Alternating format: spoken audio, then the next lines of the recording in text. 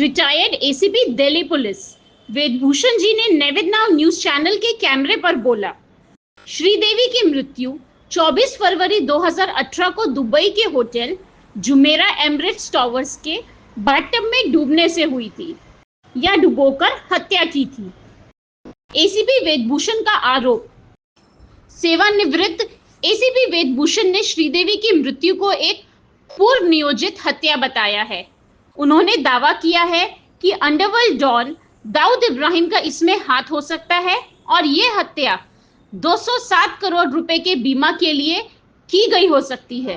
वेदभूषण के अनुसार श्रीदेवी के नाम पर ओमान में 207 करोड़ रुपए की बीमा पॉलिसी ली गई थी, जिसे केवल दुबई में उनकी मृत्यु होने पर ही क्लेम किया जा सकता था। इससे यह संदेश उत्पन्न हुआ कि क्या उनकी मृत्यु एक साजिश का हिस्सा थी।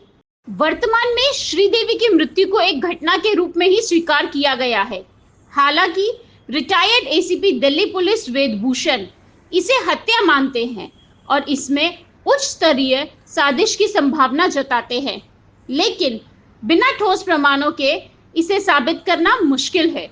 हम खड़े अंधेरी में hotel the Mirador, association of investigators and detectives की कहावत है कि जासूस और पुलिस और वकीलों का चोरी दामन का साथ है। ये बात अलग है कहाँ तक इम्प्लीमेंट होता है। हमारे बीच में खड़े हैं दिल्ली पुलिस के रिटायर्ड एसीपी साहब, जो बहुत जाबाज है और किसी भी डरते नहीं, वेदभूषण साहब। जिसे मैं आपसे पूछना चाहूँगा कि श्रीदेवी जो मरी थी उसका मर्डर था, सुसाइड था या हादसा था? देखिए, रिटायरमेंट के तुरंत बाद मुझे किसी के द्वारा कहा गया कि ये मामला संगीन है, और चूंकि वो बहुत बड़ी सेलिब्रिटी थी, उनको राष्ट्रपति से अवार्ड मिला हुआ था, तमाम तरह की ख्यातियां उनके साथ जुड़ी हुई थी, तमाम तरह की कहानियां और दिलचस्पियां उनके साथ जुड़ी हुई थी, कई बड़े बड़े फिल्मी स्टार्स के साथ उनका नाम लिया जाता था। तो ऐसे हालात में उनकी मौत के बारे में बहुत बड़ा शक गहरा रहा था।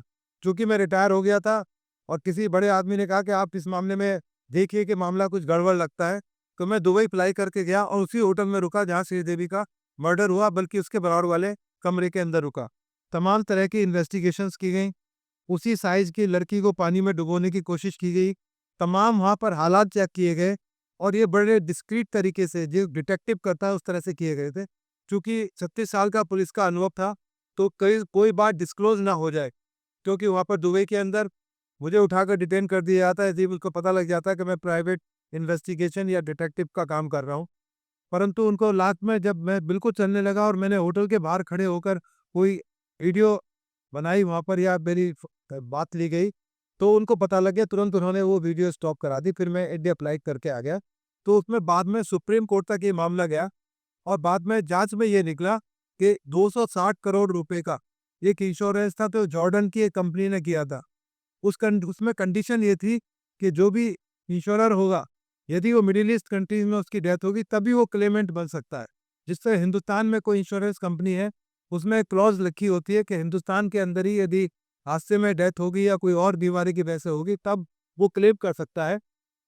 तो इसलिए श्रीदेवी का दुबई के अंदर मरना बिल्कुल तय था। यदि दिल्ली या मुंबई के अंदर उनकी मौत होती या उनको मारा जाता है, मर्डर किया जाता, तो क्लेम नहीं मिल सकता था। इसके पीछे केवल इतना ही क्रक्स है, इतना ही राज है, और बहुत सारी कहानियां हैं। क्योंकि जिस तरह से श्रीदेवी का मर्डर हुआ, वो भी जो उनके पति थे, वो क्या नाम बताया, बोनी कपूर अचानक दिल्ली आते हैं, और अचानक उनको वाइफ की याद आती है, और तुरंत वो फ्लाइट लेके वापिस जाते हैं।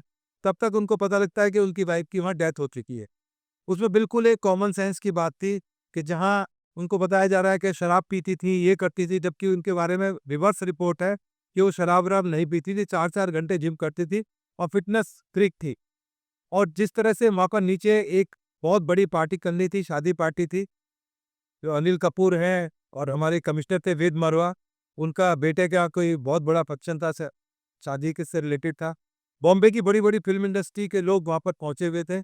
ऐसे हालात में शराब क्यों पिएगी? इतनी बड़ी एक महिला है जिसका घर का फंक्शन हो रहा है, वैसे शराब क्यों पिए? दूसरा, दुबई के अंदर शराब इस तरह ओपनली नहीं मिलती जिस तरह मुंबई के अंदर या दिल्ली के अंदर ठेके मिलते हैं। वहाँ पर शराब के ऊपर बहुत सारी रेस्ट्रिक्शंस हैं। तो बहुत सारे सवाल पैदा हुए, और अल्टीमेटली नतीजा ये निकला कि ये मामला केवल और केवल इंश्योरेंस से रिलेटेड था। क्योंकि दाऊद और तमाम तरह के लोग आज भी दुबई के अंदर एक्टिव हैं। ठीक है, वो पाकिस्तान में रावलपिंडी में जहाँ भी रहते हैं छिपे हुए हैं, परंतु उनके बेटे के बारे में बताया जाता है कि वो उस कारोबार के अंदर बहुत आगे बढ़ चुके हैं। तो ऐसे हालात में श्रीदेवी की मौत पर जो सवाल उठे थे, वो एक सवाल जरूर है, परंतु इतना जरूर इन्वेस्टिगेशन साबित हो गया कि वो ना सुसाइड था, ना कोई और कुछ जो बात उनके बारे में बताई जाती थी कि स्लिप हो गई या बाथ टब में उनकी मौत हो गई। पूरे हिंदुस्तान में आज तक बाथ टब में डूबने से मौत नहीं हुई है। समुद्र के अंदर हुई, नदी के अंदर होगी, पोखर के अंदर और तमाम जगह पानी के से डूब के मरती हैं। परंतु इस तरह की एक कलाकार अचानक एक स्लिप हो जाए और डूब के मर जाए, तो ये किसी आम आदमी की बात नहीं निकलेगी।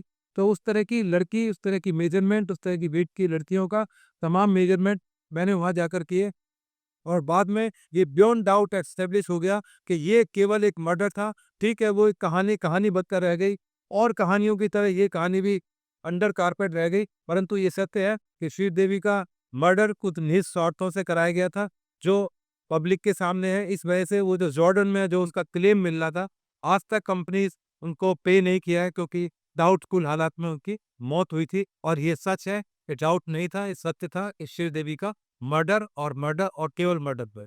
श्रीदेवी के मर्डर के पीछे किसका हाथ है? देखिए, वहां पर एक छत्र राज जिसका चलता है, वो है दाऊद इब्राहिम।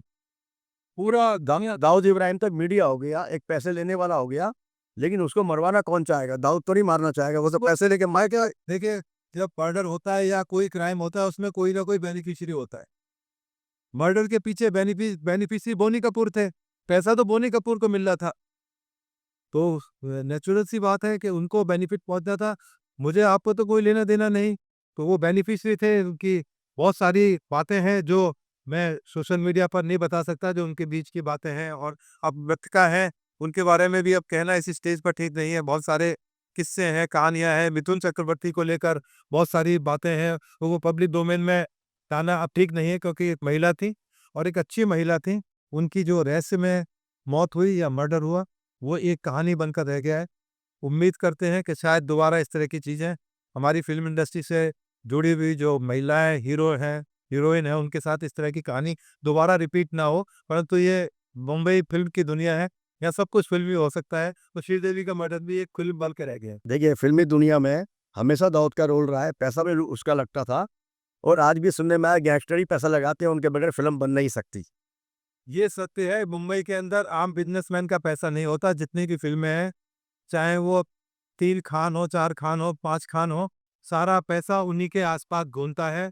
और कुछ परिवार है, अभी आपने देखा कि कपूर परिवार के अंदर 1900 करोड़ रुपए देकर भी वो संतुष्टि नहीं हो रही कि मेरा शेयर ज्यादा होना चाहिए, मेरा शेयर 10,000 करोड़ रुपया होना चाहिए। वो सुप्रीम कोर्ट तक मामला पहुंचा हुआ है। तो ऐसे हालात में फिल्म इंडस्ट्री की जो कहानियां हैं, वो पब्लिक डोमेन में आती हैं, तभी तो लोग मुंबई आते हैं। मेरे जैसे लोग भी मुंबई आके देखना चाहते हैं कि मुंबई में ऐसा क्या है कि इतनी बड़ी बड़ी कहानियां यहाँ निकल कर आ पाई। आपका बहुत बहुत धन्यवाद। Thank you sir. ऐसी ही बड़ी खबरों के लिए लाइक करें, सब्सक्राइब करें और बेल आइकन दबाना ना भूलिए। डीपी जैन की रिपोर्ट, नेविद नाउ, सच की आवाज आपके साथ।